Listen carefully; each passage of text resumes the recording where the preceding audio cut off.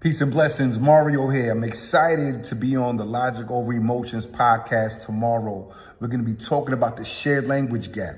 That's the belief that in order for people to agree on an expectation, they must first define the words the same way.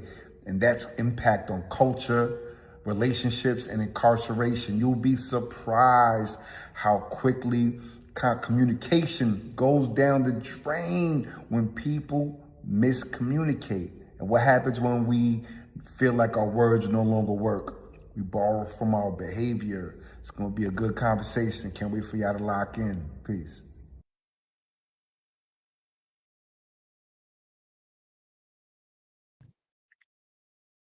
All right, all right. Everybody in the building. We're gonna go ahead and get this party started. Let me check the audio, make sure we good. Yes.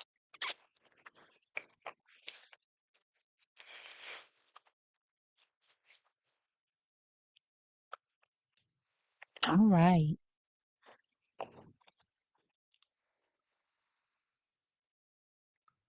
Yep. Thank you. Thank you. Thank you. So we sounded good on the YouTube. Hey, everybody in Instagram land, you want to go ahead and do your thing for me, please? Hi, Instagram land. No, no, you YouTube. the hourglass, man. We're going to boom. All right.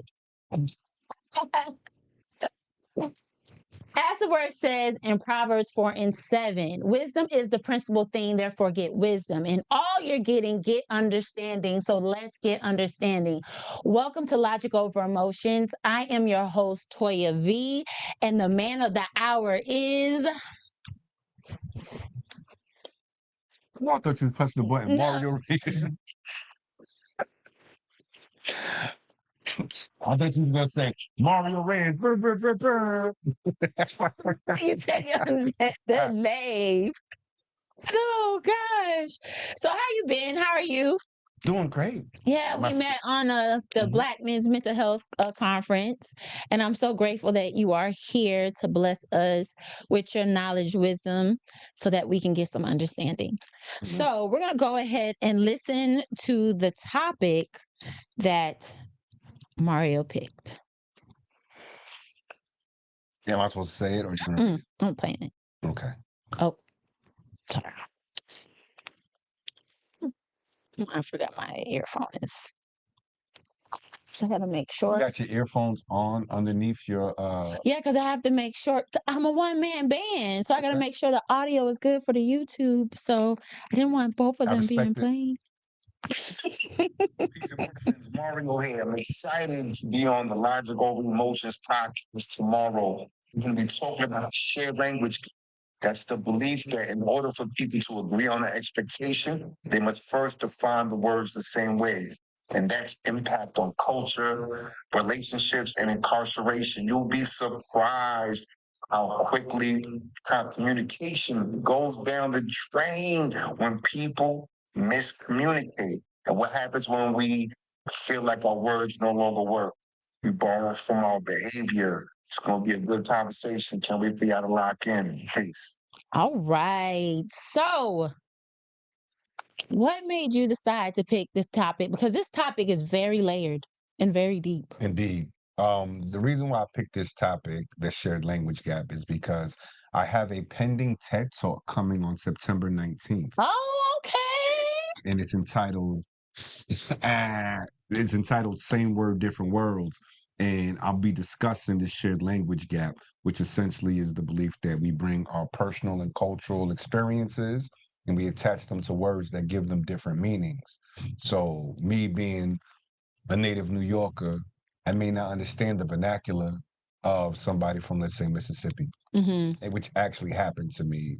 And it's kind of like one of the fundamental stories I tell in my TED Talk. Ooh. I'm excited for you. Thank you. God is moving in your life. You know, it's funny too. Like, it's sort of like when you get a car Mm-hmm. You never seen that car before, but then you start seeing it everywhere. Right. Since I've been doing the work and in respect to the shared language gap, I'm seeing all the areas in my life and otherwise in which it's affecting. And Mm, that's big to me. Like, wow. right. It is. Whew. So where do we start with this? I don't know. You the Take interviewer. Where take you no, want to no, I'm sitting here thinking. So what are some of the common things that you feel like causes these gaps? Well, first, it's everybody has their own individual experience, right? Mm-hmm. And then environment. I think unless some people are ordained to be native thermostats, Mm-hmm. most of us are thermometers for a long part of our life, especially those formative years, meaning we've just become products of our environment. We don't know no better. It's what everybody else is doing, so it must be the right thing, right? Right. That's not necessarily the case all the time, obviously. So I think it's important to not just recognize that as we get older, like with growth, we lose the use of ignorance as an excuse, right? Right. So once you're able to address it and identify it, are you just going to accept, or are you going to look to refine yourself, or be more universal in your communication skills? Okay. And so do you feel like everyone gets to this place of understanding that they have to somewhat adapt or learn that, hey, let me sit back and actually figure out what he's actually trying to say? Because my definition of dating, we'll just use the word dating, right? My definition of dating could be totally different from your definition of dating Indeed. from wherever we are in the world, because some people's definition of dating is just me and you, and then other people is I date a few people before I decide to go exclusive. So do you feel like that's hard for people to come to an understanding, like I need to slow down and actually figure out what this person actually I'm going means? to say yes. And the reason why I say yes, I'm being mindful of, let me tell you how this works when you try to communicate with someone that's been hurt. Mm. First, they attach a feeling or a memory to a word, and it's plain like a mind beneath the conversation. Ooh. So you don't even realize that you're walking on a minefield. Now, when things eventually blow up, that's not a surprise. That's by design. You have to be very intentional of understanding what may be somebody else's trigger, and the hardest part is what triggers you, Right. because we get married to the triggers. They mean so much to us. We hang our hat on our pain. We want to monopolize misery. All of these different things that I don't necessarily think are the most valuable to. Excuse God me. bless you. Thank you. Are the most valuable to engagement and conversing, but we would all do ourselves a huge favor if prior to these decisions and that we make throughout life, prior to me saying I'm going to date this person, we say, Mhm. well, let's define this together. Right. Before any hard conversation, like there's always one word that the conversation hinges on. Mm. Grab that word and say, I define this word this way. Right. How do you define it? And once Mm. you're able to do that, now you guys are playing on a shared field, on a level field. So that resolution comes a lot quicker because you're able to say, well, does my contribution support this mission statement, this word that we're trying to get to, this relationship, this Right. love?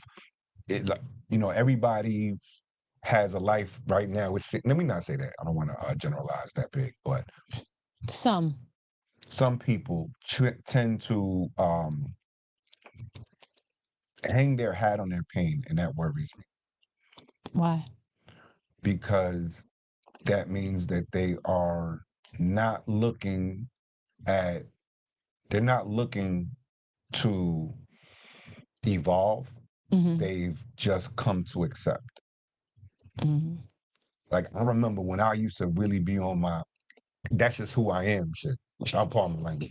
Like, that's just who I am. It is what it is. Right. And I used to be on that time a lot. And now it's Why am I like that? What is my behavior truly saying Mm-hmm. about who I am and about how I interpret this exchange, this Right. argument? Mm-hmm. You know, when you come to that part of your life that you're able to, there's that escalation cycle, right? Something happens, Mm-hmm. it triggers you. You feel that's the first phase. The second phase, your body responds. You're going into fight or flight. Then you have your reaction, and then it ends with somebody mirroring that energy, and it's a cycle, right? Mm-hmm. Right in between step 2 and step 3, right in between your body responding and your reaction, there's a brief moment where you could take a pause. That pause is very, very important in order for you to be able to make sure you're making the best decision, not based off of emotion, but based off of logic. Right. See what I did there? Ah. I'll give you. Because I realize, like, when you say, back to when you say like a certain word, I remember telling this one guy, and he went off on me, Mm. right? He was like, "Man, I was looking for something to do with my dad." And I was like, "Oh, you know what? You should it's a beautiful day. You should take your dad out to go, to the park or something like that." And he was like, "You don't tell me what I should do." And he just went off. And I was just like, well, my should didn't really mean like forcing, it was I didn't see it as, you know what I mean? Like you should actually do it and you have no other choices. It was just like, to me, should is like a fluff word. You know what I mean? Mhm. But him, he took it like he got so offended because I said should. And like now, me getting to know like how men think, you know what I'm saying? I'll say some of y'all, in my opinion, take words for the definition of what it is, like exactly what it is, and y'all don't like interpret it with other There- there- stuff. there's nuance and context, all these cool buzzwords that should matter when you communicate. I wouldn't even say men, I would say people in general. Mm-hmm. People they get married to their definitions of these things. So when he heard should, sounds like he has an issue with authority. He Mm-hmm. may have a mother wound in which his mother used to always tell him exactly what to do. Mm-hmm. So recognizing that, next conversation, I would have said something along the lines of, well, would you consider, Mm. how about, these are some options. I would know better than to continually go down the should route, because obviously that's a sensitive area for him. Yeah.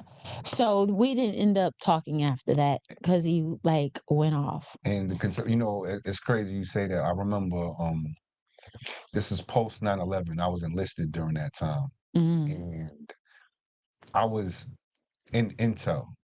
So I would see a lot of gory things every day. Like, and I Mm-hmm. got kind of addicted to it. Became, I'm a New Yorker, 9/11 happened in my city. Like, Right. I wasn't valuing life the way I do now. Mm-hmm. And one of the things that happened, I was dating a young lady. She got in the car. She starts talking about science, and she was just complaining. And I blacked out. What are you talking about, son? Do you know how real it is out here? Da da da da. And she's like, "Sir, I didn't enlist. Don't talk to me. I don't deserve that. Right. You need to Right. seek a mental health specialist." Right. So I Oof. come to like rely on, like, wow, I might have been 20, 21 at the time. Mm-hmm. And it wasn't until I was about 38 that I actually did that and sought help. And I realize now, I'm curious, how much further along would I be in my journey if I did that earlier? Mm. But there was things that you needed to learn and for in order for you to get to where you are, so that you have some experience to relate to other people. That's why. You don't tell me should. I think that's what it Don't is. tell me there was things I needed to do. Don't need to do anything. But because it was like he spazzed out, and I was just like, Yeah, it just yeah, scared him. this is not what I signed up for. The You know what I'm escalation was saying? immediate. Yeah, and I was just like, you really need to like work on that, you know. And and where do you when we talk about this language gap, do you believe that a lot of times we have this problem within relationships more than we do with business? Yes. And the reason why I say that you find it more in relationships than business is because businesses typically do an indoctrination. Like if Hmm. you're at work, you have to go to orientation.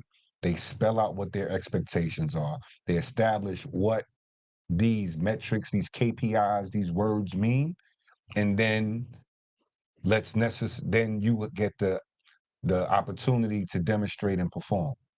All right, it's simple there. Hmm. In relationships, two things happen. One, we rarely, if ever, have those kind of real conversations to ensure that there is that level of alignment and understanding, not just an attraction. And then two, people usually hurt people closest to them because they know they'll forgive them. I have never heard that before. Yeah, I'm a Oh, firm believer in that. Like, wow. we always say like hurt people hurt people. Yeah, hurt people hurt the people closest to them.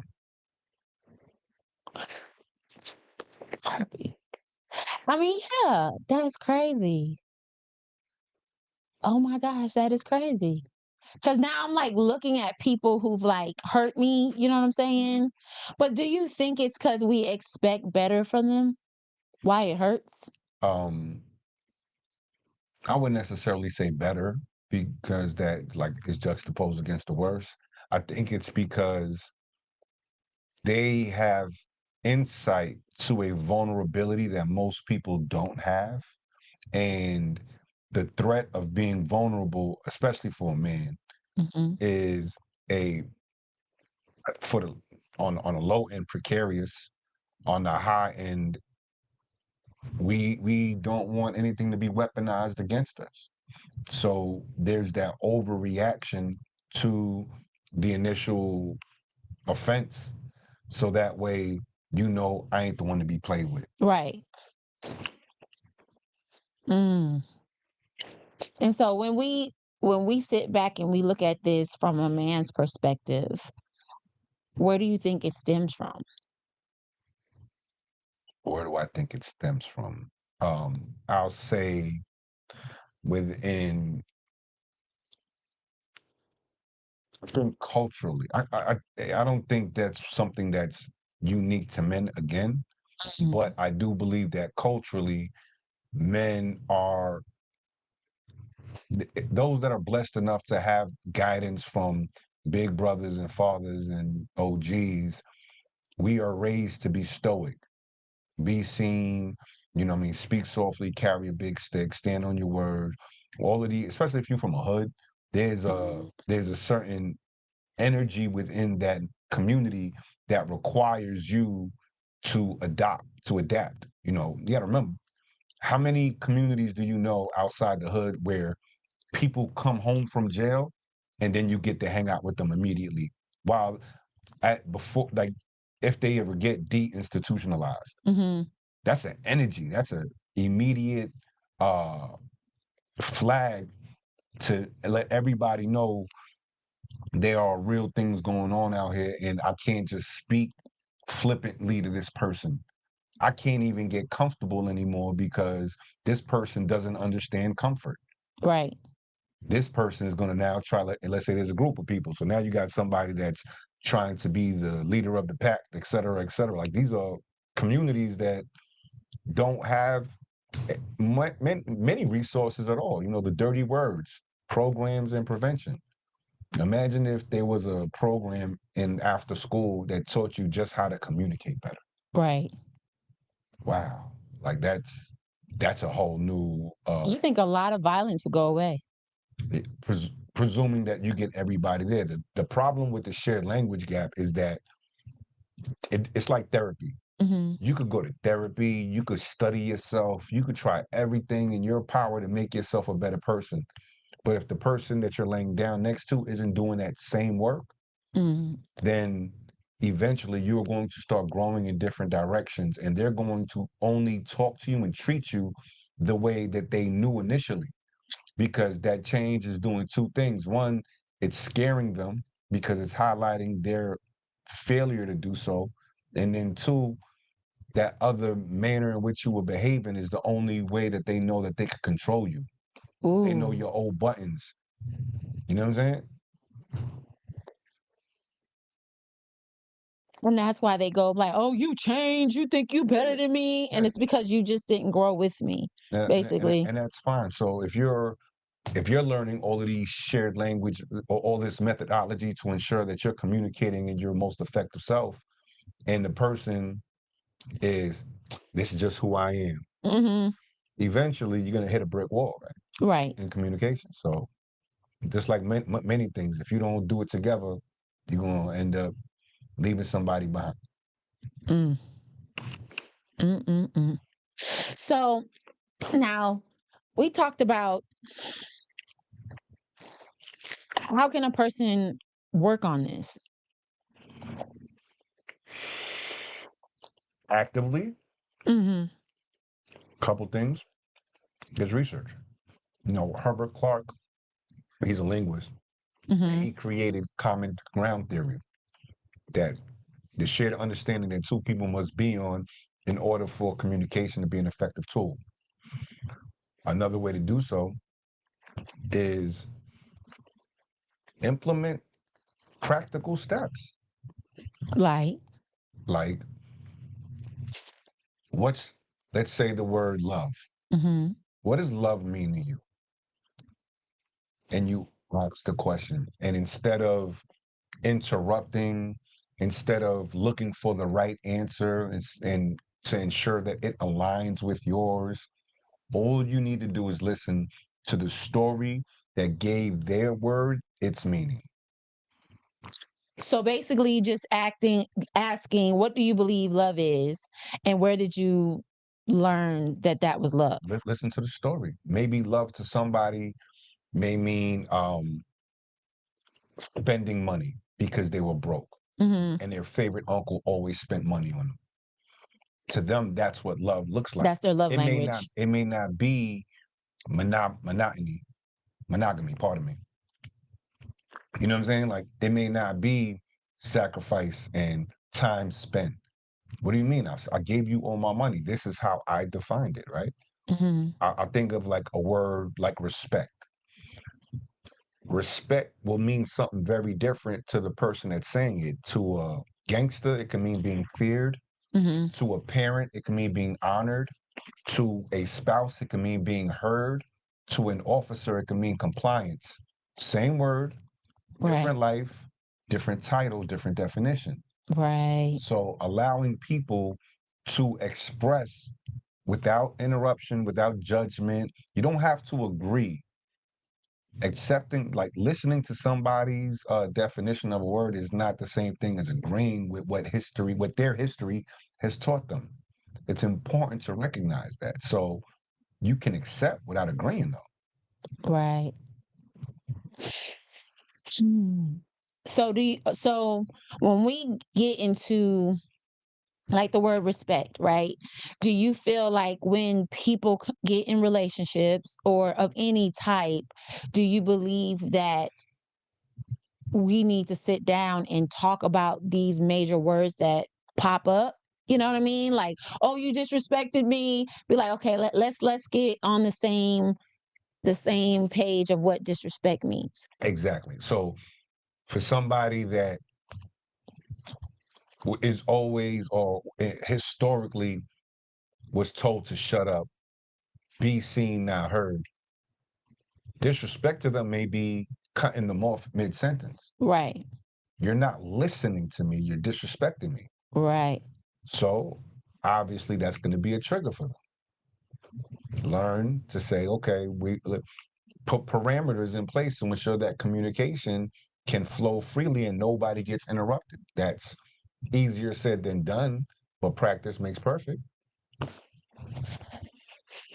So why do people assume that because someone hears their word, they understand their message? They speak the same language. The presumption is that we all define it the same way because there is a dictionary, but definitions come from our lives more than the dictionary, especially common use words. Almost couldn't find it. Almost couldn't find it. Where that at? Where that at? Because it's like it's making me think about a lot of conversations. Because, like, say for instance, the word "clock it," right? It comes up, and then like everybody knows it's a universal word for good. You know what I mean? But then we like have words like "yo, that's bad." We use bad for good and bad for bad. You know what I'm saying? So I That's the can see. context and nuance we was talking about earlier. Yeah. So it's like making me think like, dang, you could really start a fight based off of. You want to laugh? So I enlisted in the Air Force. I go to San Antonio.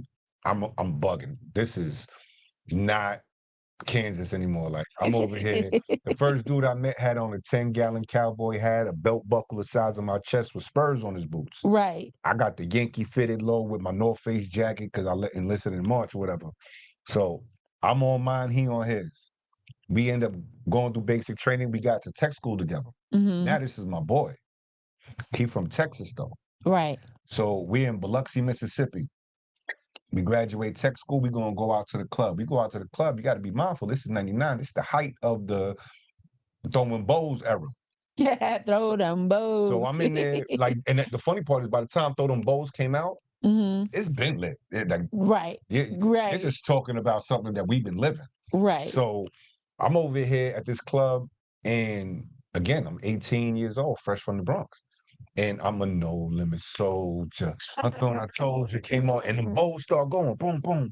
Somebody hits me, I spill my drink. I'm like, get tight. I'm like, yo, what you doing? He's like, oh, my bad, fool. It's like, hey, yo, who you calling Who the the fool? fool, you know? He was like, he looked at me like, what you upset for? Like, Right. but he heard my accent. He's like, where you from? I was like, I'm from the Bronx. Right. Like that matters, right? I'm in Biloxi, Mississippi. They would have stomped a hole through me, right? Right. So I'm over here like, yeah, boom. And he goes, fool is the same thing as if I would have said, my bad God, my bad son, my bad B. He was trying to be funny, but I understood what he was saying, but I still didn't believe him. Right. So now I start walking around this party, this club, and I'm like, hey yo, my man, come here. What fool mean to you? He's like, what? Like, if I was like, what up, fool? He's like, oh, like, what up, fool? Like, what's up, brother? Like regular. So I came back to him. I was like, yo, you was right. My bad. He started laughing. So that for the rest of that night, I was a fool throwing bows in the club in Biloxi. Believe that. That was wild. Wow, that is funny. But that is funny. you talk about almost getting into a fight. It was about to go down that night. Like, it was what it was going to be. So do you feel like majority of people, basically they listen for the response, to be ready to respond? Or do we feel like we have a lot of active listeners? I don't think it's intentional. I don't think anybody does most of these things intentional. I think this is subconscious. Like, we're here, we don't know, or we haven't given a definition to it, a word to this. So it's almost instinctual that you already attach the memory of your mother telling you to shut up because your opinion doesn't matter. Yeah, because even shut up, like, oh, shut up, girl, shut up. And he'd be like, I know that you just saying, girl, be quiet. Like, you don't believe it. But then somebody can actually look at that as like, you telling me to shut up? Like, you don't want to listen to me? And then they just spaz out. Like, from a cultural perspective, I grew up partying. Like, back then you could have a real club life at 15. There was teen clubs.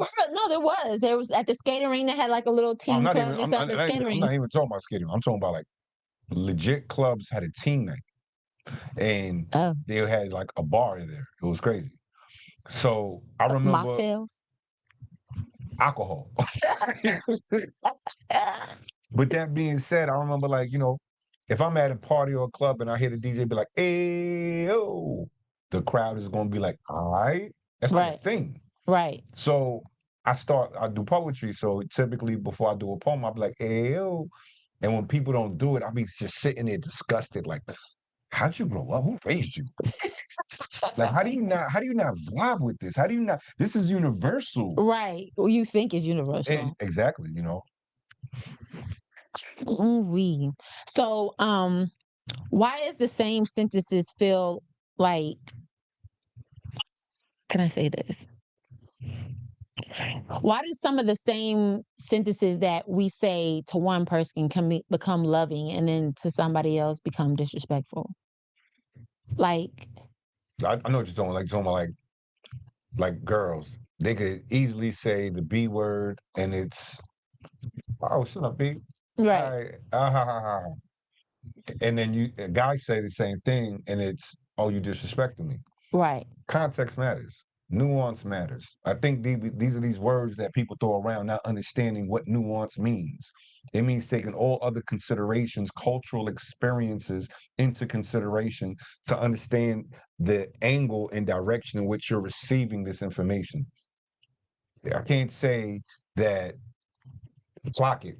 hmm Like, it's a cultural phenomenon right now. It's right. like For females, yeah, just like everything else, just like bling bling was once upon a time. right, There's context that you need to take in so you understand the nuance in which people are, or not just environmental. Like, I could criticize somebody without it being black and white, good or bad. You know what I'm right, saying? hmm I'm able to take, let's say, the country, for instance. I'm able to have a critical perspective on how this country has treated black people historically in America. right, And I chose not to stand during the national anthem. hmm What's the nuance in that? The nuance is that for 400 years we've been oppressed. right, The nuance is that there's systematic oppression, and oppression is systematic, and it's embedded into the laws and culture and the fabric of America, where we're all wearing blind spots. We're all wearing glasses that have blind spots, so we don't recognize it. But to somebody simple, any criticism or not standing up for the national anthem may seem like the ultimate disrespect. But guess what? I enlisted. Did you? right, Did you serve your country? I did. I earned my perspectives. You know what I'm saying? It's right, from my perspective, I believe I earned them. To right. somebody else, they may think that they were entitled because they granddaddy or Done great did great some great great years. daddy fought in the Civil War or whatever. Like, all right, cool. If you think that makes you American, that's on you.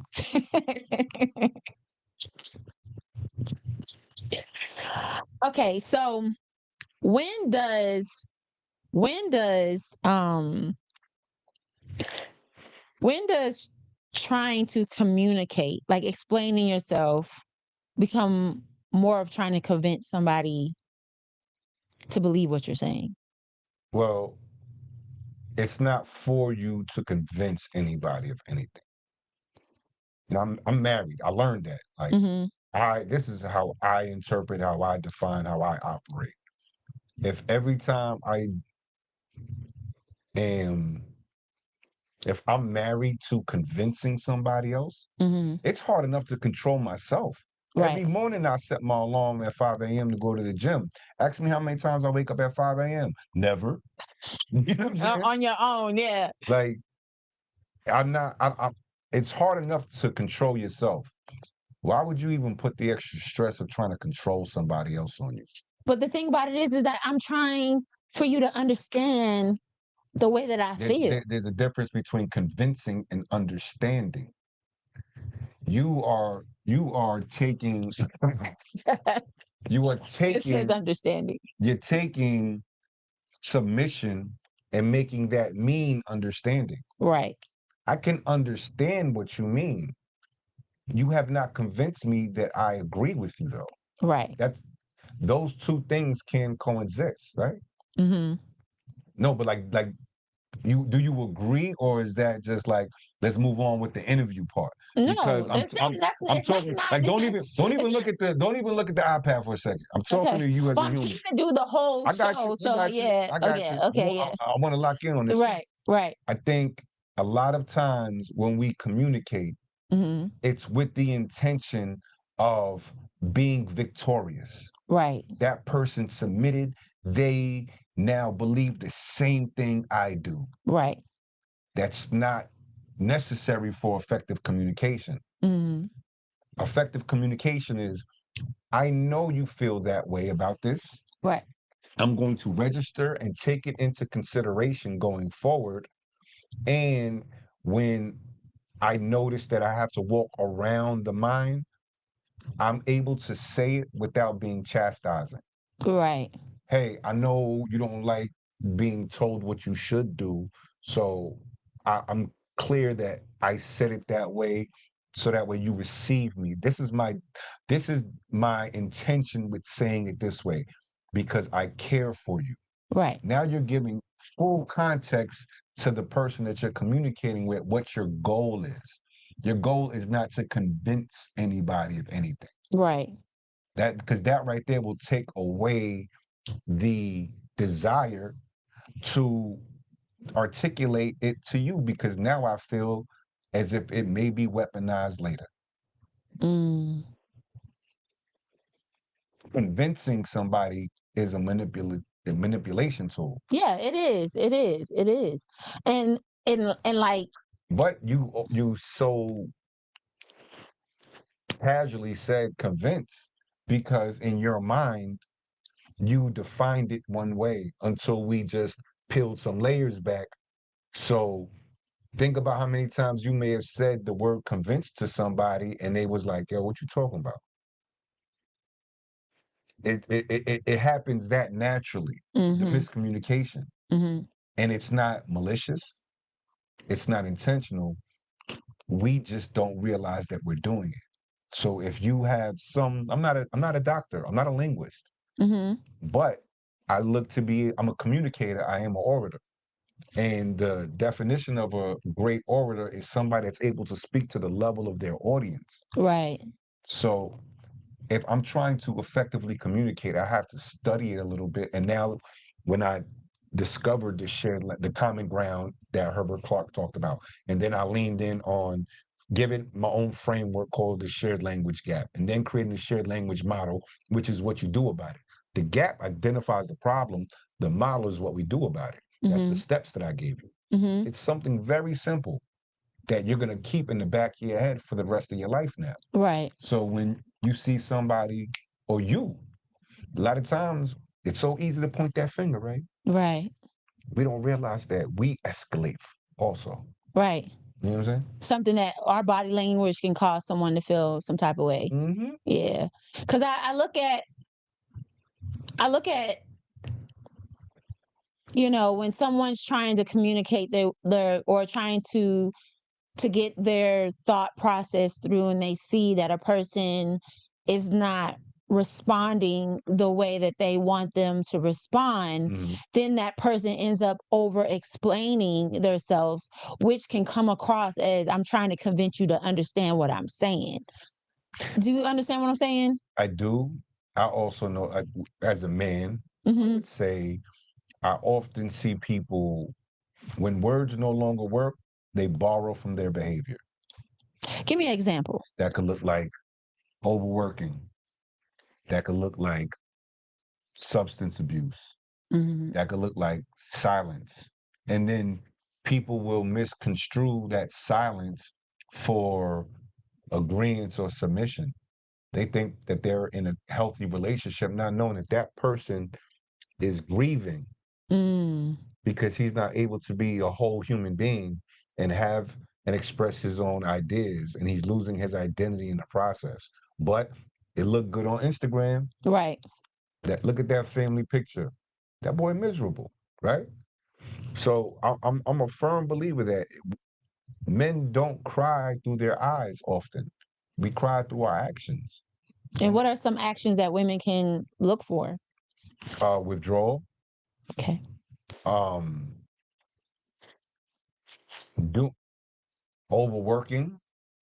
Like obviously you don't want to misinterpret and think that something's wrong because he's trying to pay off debt. That's different, right? Mm-hmm. If there's strategies in place, da da da. But I've noticed you're smoking a lot more than you usually do. I know you usually did it like casually, but now you're doing it every day. Maybe you're not that man's peace the way you think you are. Right, right. Maybe that he's looking for peace and you're looking for compliance. Oh, it's really being observant and knowing your person. But most people, I wouldn't even say most people because I want to talk in blanket statements. People sometimes consider themselves, believe they're more considerate than they I actually think we are. have a phone call. All right. This is Logic Over Emotions. How can I help you? Hi, Toya B. How y'all doing today? We're Peace. doing good. How are you? I'm great. It's Coach M. Cotton, and I'm really enjoying the conversation, Mario. I do have a question for you, Mario. And my question is, how do you support men in holding themselves accountable when women are trying to understand how they express and use effective communication? All right. So there's two ways. One, I'm president of a men's group called Undugu Foundation. Undugu means brotherhood in Swahili. And we hold space every Tuesday at the Loudermilk Conference Center in Atlanta, Georgia, from 6 to 9. I'm telling you this because it's a safe space for men of color to come and have authentic, vulnerable conversations. I tell people all the time, sometimes a lion needs to roar without anybody asking what's wrong. The man can't roar at home. He's gonna disrupt the peace. Wifey's gonna be mad at him. The kid's gonna get scared. He can't roar at work. He gonna get fired. You come roar with us. Get it off your chest exactly how you feel. I'm not gonna judge you. I don't care if you're using curse words, raise your voice, whatever. And then Right. after you say it, how you feel it, there's going to be a silence and you're going to start analyzing yourself and collectively as a community because these groups that I'm talking about, every session we have about 70 to 100 men. We get to unpack it. I call it the well. Sometimes you could pour into the well, sometimes you could take it out of the well, but if you look into it, you're going to find yourself. You may not respond to Mario, you may respond to Kyle, you may respond to Nick, you may respond to Jamel, but somebody in there is going to reflect. So that's every first and third Tuesday we have those chop it up sessions. Mm-hmm. That's referencing the one that I just said. Now the second one, is she still in? Mm-hmm. So the second way we do that is on second and fourth Tuesday we have a program called Undugu Speaks. The reason why that's important is because through Ndugu Speaks, you learn public speaking principles through the lens of emotional intelligence. There's a whole curriculum built on this. So let's say you're having a problem at home and you feel resentful. You get to write a 5 to 7 minute speech about resentment. Right. Formulate your thoughts. There's suggestions. It's given like the book, the way the workbook is constructed, it'll walk you through the structure and the way that you could do it, how to incorporate stories into your thing. And now when you present your talk, you're able to analyze and study yourself better. It adds a level of communication that you could take when you go back home. And now if you want to talk about why you feel resentful, you have your bullet talking points that you just want to share. You know what I'm saying? Like I think those methodologies are very important. It's an infrastructure. It's not just, this isn't I could Google this and this is the answer. This is lived experience. We've created an ecosystem of trust because we've been doing this for 7 years now straight every Tuesday. Right. Did that answer your question, Mel? Yes, it did. I'm sorry. Listening. You definitely answered my question. I appreciate the fact that I'm a coach, and so I love assignments and homework and giving someone something that they can apply. And so when you said after you guys have the sessions at the group, that men can draw from the well, they can also be poured into the well, and then it also He's gives agreeing for the that. community the opportunity to, be able to express themselves organically the way they feel it, but then walk away with a different type of empowerment. So yes, you answered my Yes. question perfectly, and thank you so much. For sure. One of the things that you touched on, you used an amazing word, accountability. How do we hold these men accountable? All right. Yes. Sometimes you have to call a thing a thing. A lot Right. of times these men, I've seen this, and I've been guilty of this. I've confused acknowledgement for accountability. That's Ooh. only one step in accountability. Right. So break it down. I'm about to break it down. Okay, come on. So, see what I mean? Clock Okay, it. I'm gonna clear the Now mind. she's triggering me. Clock it. Now she's triggering me. Clock it. No, because you on a roll now. Because So I want to know. the three stages of accountability. The first is Okay. acknowledgement. Okay. That's where everybody believes that they've done the work. The second is the hardest part. It's acceptance. Once you accept, you're no longer trying to rationalize what we acknowledged in step one. There's no more if, and, thens, or buts. A lot of times we'll say, nah, I told her, I accept, you know what I mean? Like, nah, I was accountable. I cheated. I told her I cheated. But I don't know why she always has to. If she didn't, now you're trying to justify it. Right. You're finding the rationale. Right. So to me, acceptance is a much harder pill to swallow than pride.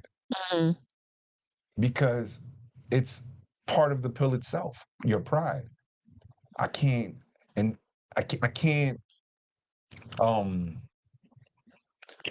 talk my way out of this one.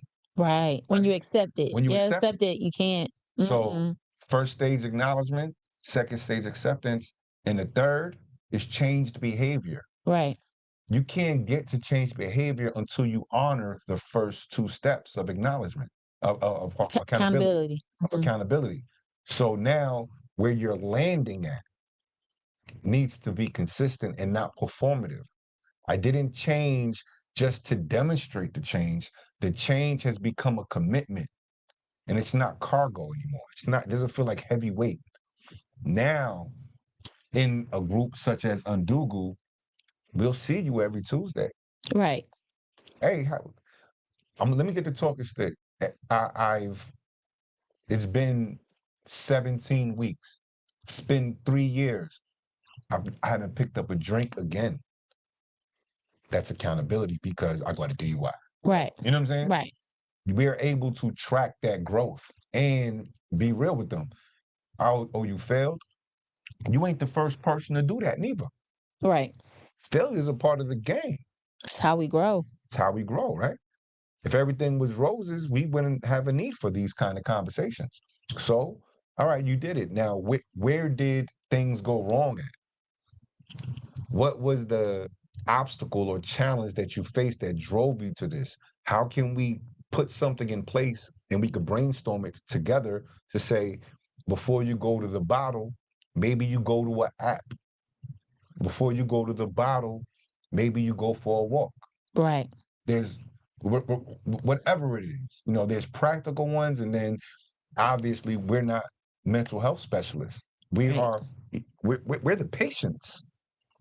We're the patients that have figured out how to survive in between sessions with our mental health specialists. Right. I don't want to rely on somebody for the rest of my life. I'm capable. I want to rely on myself. And when you have the right community around you, next thing you know, it doesn't feel as if you're dependent just because you're reliant. Even those words are different. Right. It is. So, because accountability, that could be also a shared language gap, right? The definition Guaranteed. about accountability.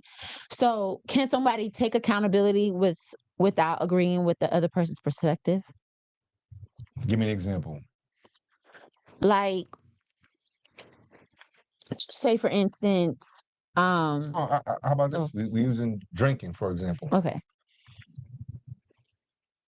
Yes, I acknowledge I got a DUI. I accepted that I just shouldn't have been drinking. 3, I no longer drink and drive. Period. Right. Somebody's perspective may be you need to quit drinking. Mm-hmm. I understand what you're saying, but I'm gonna be accountable to what the offense was.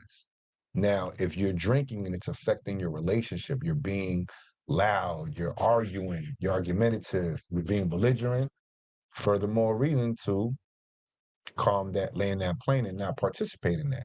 But when people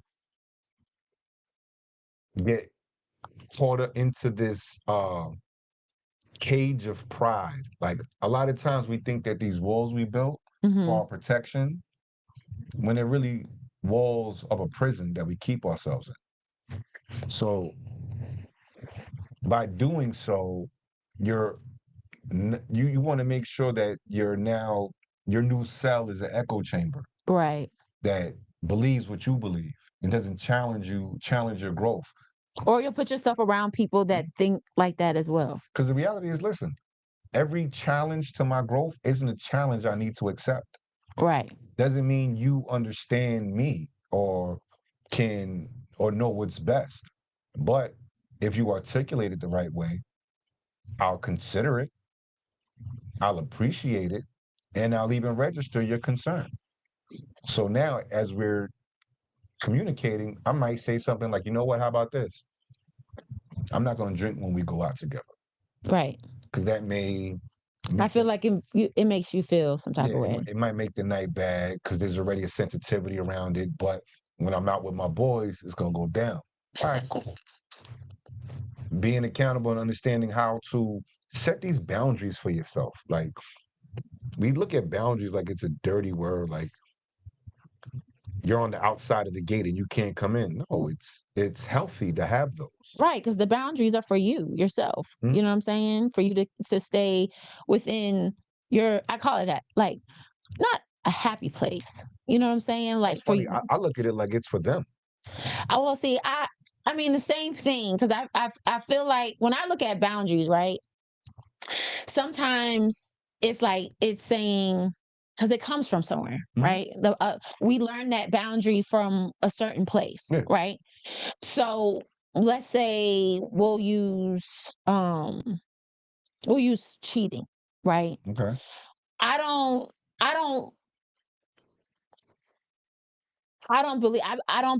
believe you can come back from cheating. Okay. I don't believe that, right? And because of my experience of how it felt, you see what I'm saying? I'm giving people these boundaries, but I also am telling myself, you know what I'm saying, that don't you do that, because that makes somebody else will feel the way that you feel. Does that make sense? Yes, but I think that's an extreme example. I'll give you one that's a little bit more metered. Okay. For me, I'm a married man. Mm-hmm. I will sis you to death. Mm-hmm. Any female. Mm-hmm. Hey, sis, how you doing, sis? Good job, sis. Mm-hmm. Just to plant that seed in your head that I'm looking at you like family, and this is never going to be that. Right. That's already reserved for my wife. Right. Even when I give hugs, I don't give hugs like this. Mm-hmm. I side hug. Yeah. Hey, how you doing? Yeah. Why? Is that because I can't control myself and I think that it's predatory? No. But I know that it could be interpreted a certain way, and that's a consideration I'm giving my wife. Right. So that right there establishes a boundary. Right. Not for me because I have an intention, but for you to ensure that you know very clearly I've never given you any kind of energy. Yeah, because we have standards, boundaries. Yeah. So, like I said, well, I'll say in cheating, I see that in that type of way, because that's I went to the dark side. Yeah, you know, we go to cheating, we're gonna end up at murder next. I don't want to go that far. No, because I guess in my mind, if Black men don't cheat neither. You didn't know that? Black men don't cheat. Oh, there's a whole song about it. Yes, I know. And they praise that it's great to be a baby mama, but it's yeah, exactly. So yeah, so it's not but yeah, so I guess when I look at boundaries, I look at it for myself and I look at it for someone else, because it's like that whole thing when my mom taught me treat people how like you wanted to be treated. Mhm. So I feel like if I make that a boundary for myself, I should look at it the same way for someone else because I don't want that to be done to me. And I don't want, that's kind of how I look at it. Like if if I tell you you can't do it or whatever, I'm not going to do it because I see that that's something that I don't like. Yeah. Does that make sense? Indeed. You're really touching specifically on what the shared language gap is. Before we can have an expectation with somebody, we got to just make sure we define the words the same way. Right. That does not mean agreeing with it. Right. Because your history has taught you something different. Right. Your history may teach you a certain phrase is the ultimate disrespect, but it doesn't resolve like that for me. Right. However, when you are approaching things with an expectation, these magical expectations that we have Right. of somebody else, and you're not considering their history, who they Yeah. are, What they've been through. how hard is it to establish a shared language, ask what these words mean, and set the boundary? The boundary is really for their safety because I don't want to get violent. I don't want to get upset. I know He said we not trying to go there. how I know how we can get, how I can Right. get. Right. So for your protection, I place a boundary because I know that there's a minefield over here. Don't step on them, please. Right. You weren't invited into that part of the party. Right. Respect the velvet ropes, yo.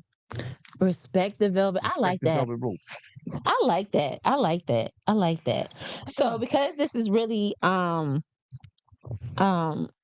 this is something that I have because I just thought about it.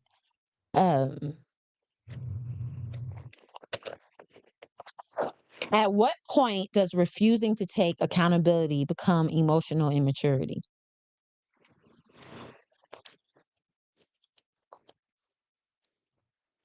At what point does refusing to take accountability become emotional immaturity? I'll just use a euphemism at this point. When you know better, you do better. Hmm. If you are, with it, getting old is mandatory, growing up is optional.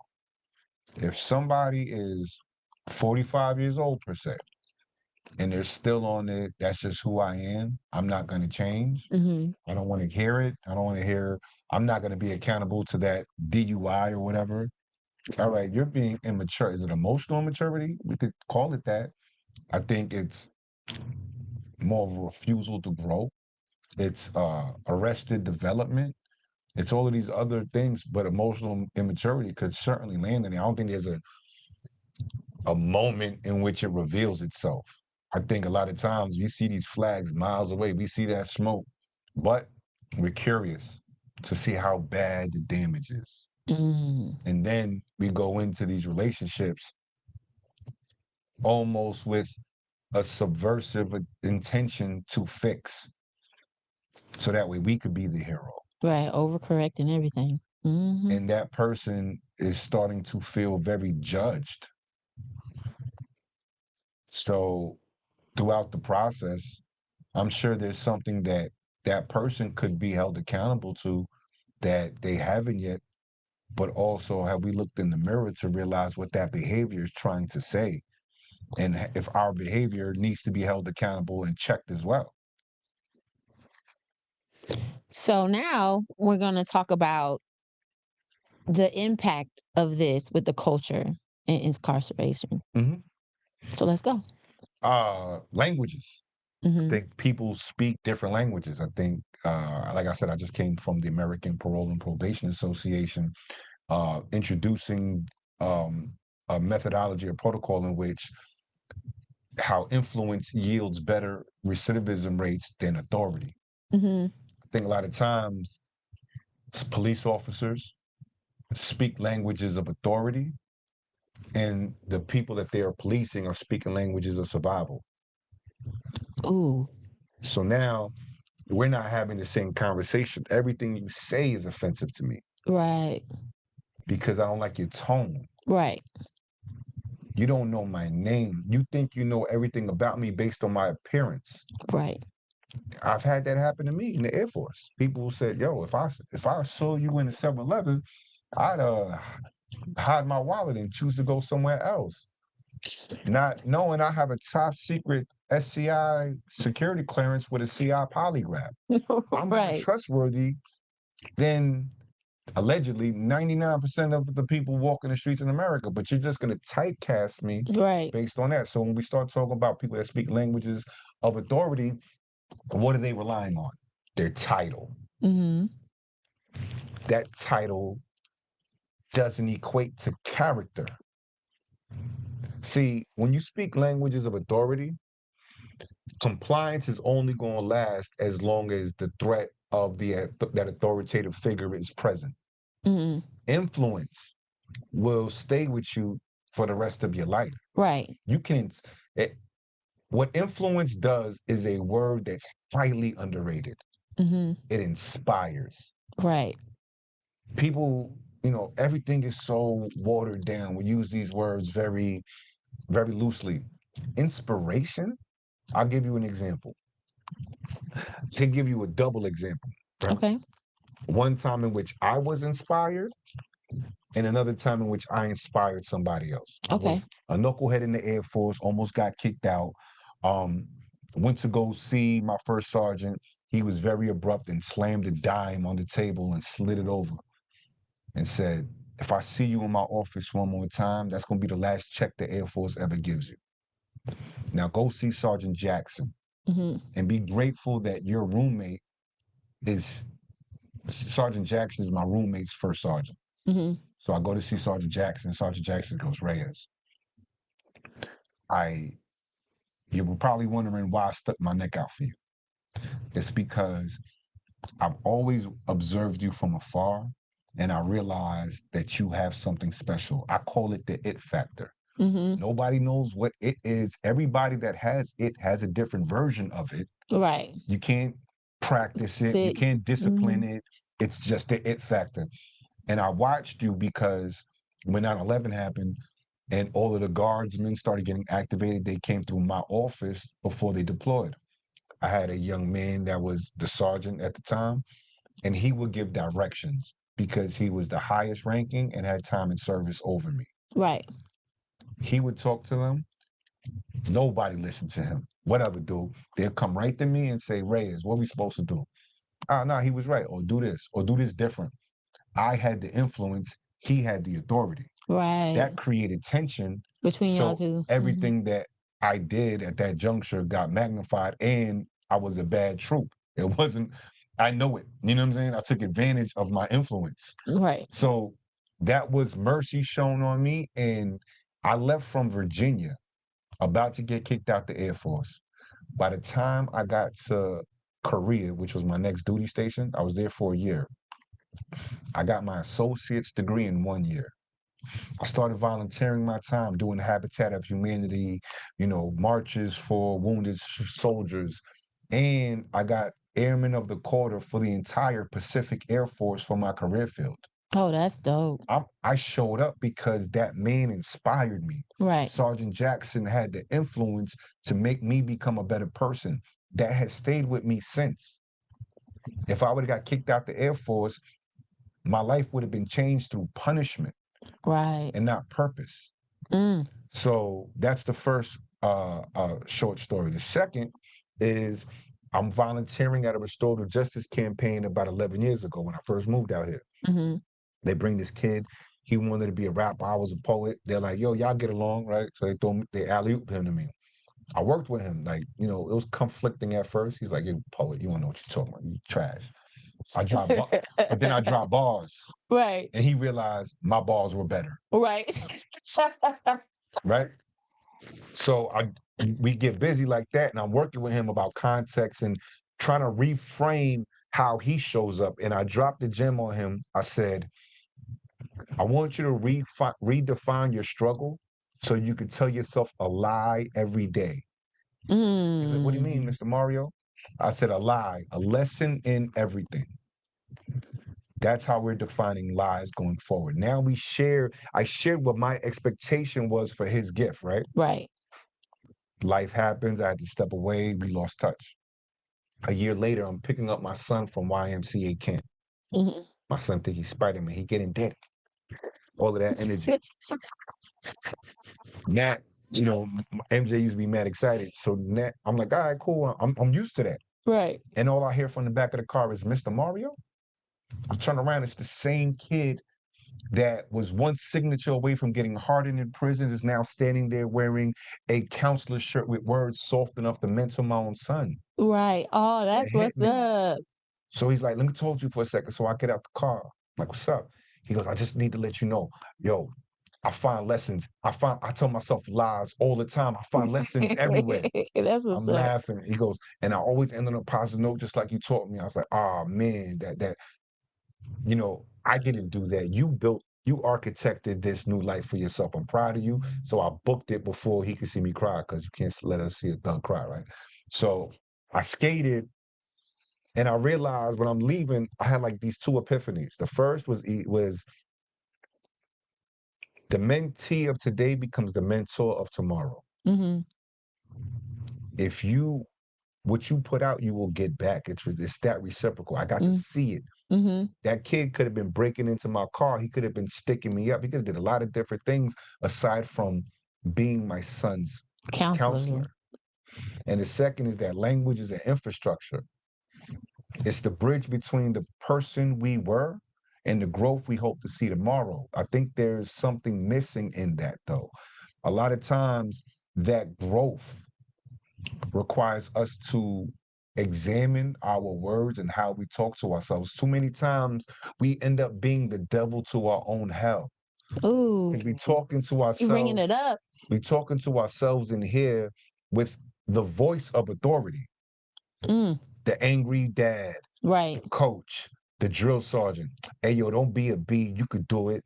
Da da da. Like all of the. Oh, we're using diesel fuel for a regular car. Right. Just messing up the insides. Yep. Exactly. But now, when you start speaking to yourself through loving terms, you got this. You've been through worse. That changes the narrative. So I can't say that saved that young man's life. Judge contributed. Right. He contributed. I just know that program we did mattered. Right. I know what changed between us. I know prior to Mario, he had a specific expectation for his gift. And I was clear what I expected from it. And it worked. It shifted. And he kept it. The authority figure was the program. Yeah. Because if he would have violated, he would have went back to jail. Right. But the influence was, I'll be vulnerable, which automatically gives him permission to do the same. Yeah. Oh, it don't want to give you a pause. Button? It don't even want to give you a pause. There you go. I got the applause, y'all. All right. So now we're at the end of the show. Now I got to hit you with these thought-provoking questions. You ready? Let me put my thinking hat on. Let me put my thinking bun on. What's one emotion you struggle to express and why? Shame. And why? Because it is an admission that I feel inferior.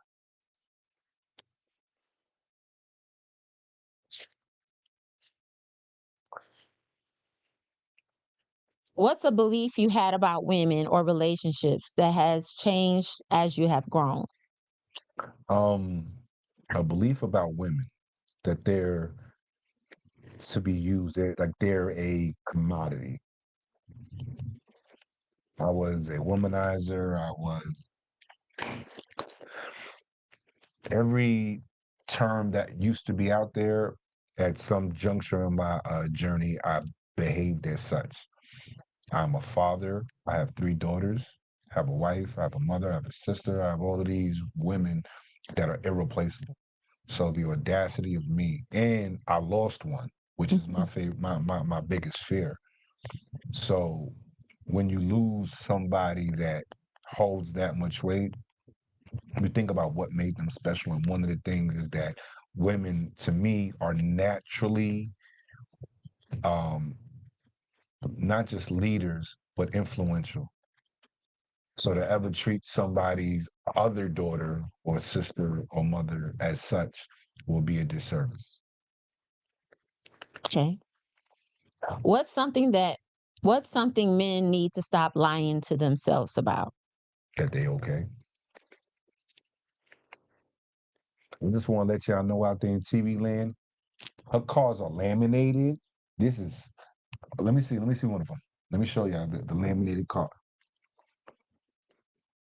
These are gonna be around for a long time. Oh, we got a closing question too. Yeah. See? I'm gonna cheat. No, you can't cheat because I'm laughing because I have a set of cards that I use for my event, and I ain't laminate them. And people be putting their drink on them. I paid money for these, God. right. People crazy. All right, I'm sorry. Go ahead. What we got? Okay. That was 3. So we got how many more? 2? We got like 3 more. Okay, 3 more. Let's get it. Yeah. Does a man process emotions differently when he's alone versus when he's around other people? Oh, hell yeah. I'm like, when you're around other people, the performance starts. I'm gonna be, run that. We going to the club. We going to the strip club. We going to get some drinks. We going to put some in the air. I'm going to surround myself with as many distractions as possible. So that way I could convince myself that the alarms going off inside my spirit aren't there. I could drown that noise out. When you get by yourself and it gets really quiet and all you're left with is your thoughts and your emotions, it's a scary place. And it's scary because it's very vulnerable. And I don't know one man that enjoys that feeling. Right. To actually sit in that pain. Oof. Okay. What is one belief about being a man that you had to unlearn? One belief about being a man, that I'm a service provider, that I'm here to provide goods and services to everybody else to make their lives easier. I'm much more than that.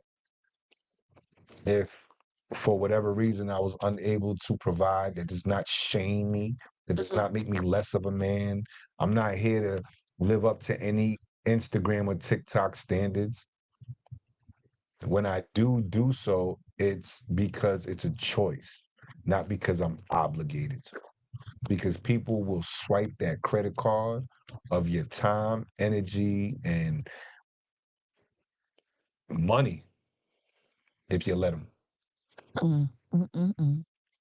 What are you chasing that might be costing you more than it's giving you? What am I chasing that might be costing me? Meaningful change in the community. And I only say that because you'll never get any applause for those internal wins. Mm-hmm. So no matter how good a role model you try to be, no matter how much you try, you can't change everybody. Right. And I know a lot of leaders that have been of service to the point where they had to ended up sacrificing their families, their peace, their joy, and quite honestly, their lives. Yeah. So I don't want to forfeit any of those. However, I do understand that is a risk when I commit so much time to this change. Mm, mm, mm, mm. That's some good. That's some good. All these questions was good. My last question. Last question. If a man was listening right now, feeling mentally exhausted, but doesn't know how to ask for help, what would you tell him?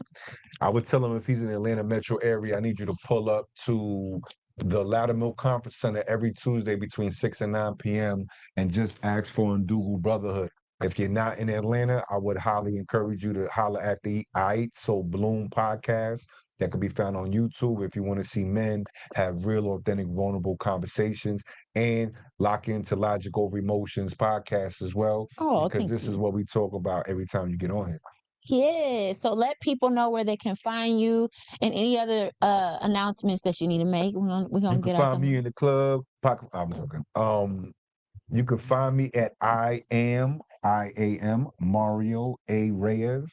Mario as in super, A as in alpha, Reyes as in Reyes. That holla at marioareyes.com. You could book me to come speak at your event, at your school, at your institution. I would be more than happy to.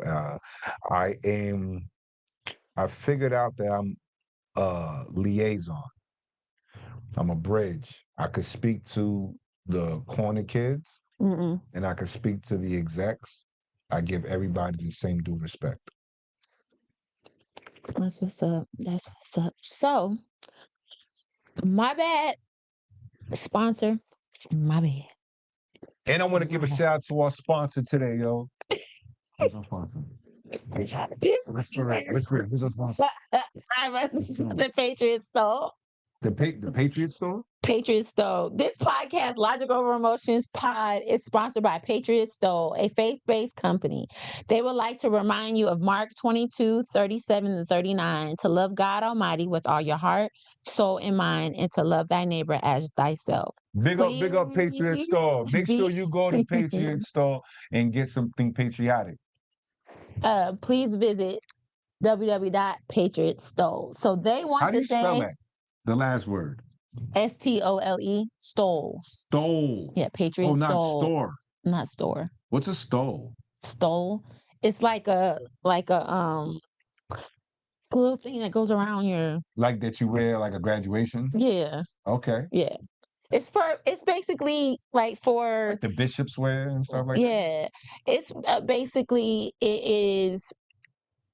it's like an American flag that's a stole. So it's for, Oh. yeah, and so it's for, anybody that is patriotic. Mostly, a lot of times, it's for service members. You know what I'm saying? Those old guys or something. But it can be for anybody. Why we got to be old? Because the old men that be having the veteran hats, I can just see them. But it's for everybody. I'm If about you to say are, it's for everybody. she just gave you your demographic. And No, I didn't. She narrowed it.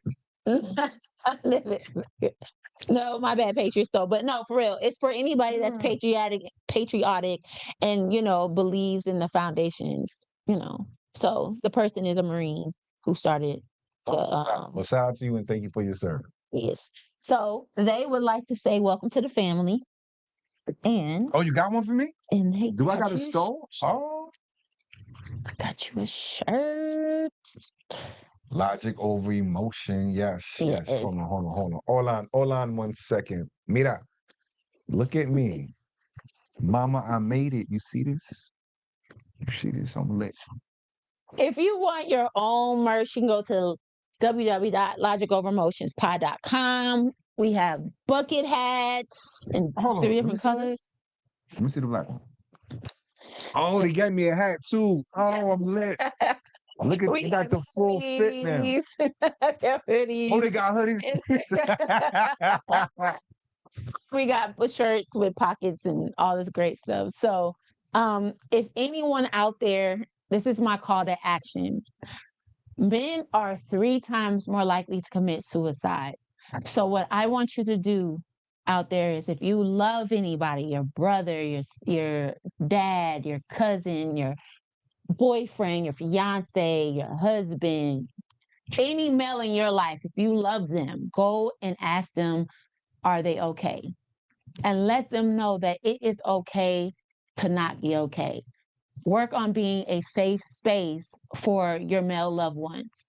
Because women, we have all of these things. We have groups, and we have, government assistance. And if a man uses it, he's less than a man. If a man goes here, he's less than a person. So I want y'all to start making it okay for men to express their emotions, and having them know that it's okay to be vulnerable, and that it's not going to be thrown in their face. If any of y'all are going through any life crisis or suicide, please text 988 on the United States, and you will be you're directed to someone that is there to help you. You can go to www.logicoveremotions.com logicoveremotionspod.com. We have a resource page where you can find a therapist, a life coach. We also have supported events, which I will be putting your event on the website. I got a very useful tool for your audience. It's called Mental Wealth AI. Mm-hmm. It's in no way meant to replace a therapist, Mm-hmm. but it is a vetted, HIPAA compliant application that you could use to use it as your well. You can speak to it and you could customize the voice you want to get received. You could you could type it out. Regardless of what your mental health therapist specialist will get the transcripts if you choose to. Mm-hmm. It has techniques, breathing techniques, yoga stretches, etc. All levels of wellness that are in there. I found it to be extremely helpful in between time. You know, when you leave Undugu, when you leave the therapist, you want his high. Yeah. Mm-hmm. And as you go through your day, it comes down. This is that repeater that boosts your signal back up. Right. Word. And what's it called again? Mental Wealth AI. Mental Wealth AI. And you can get that on iOS and Android. Make sure you check it out. Again, please go and follow Logic Over Emotions Pod on Instagram so that we can get 1,000 followers so we can go live there. Please go to. I knew he was going to touch a button. I knew it. Well, be glad I touched the button that I knew what it was. Look, I just didn't want to touch the one that accidentally just shut the whole production down. But anyway, thank you. I will see y'all the week after next. I will not be here next weekend, and I will see y'all in September. Peace out. Bye. Peace, TV land.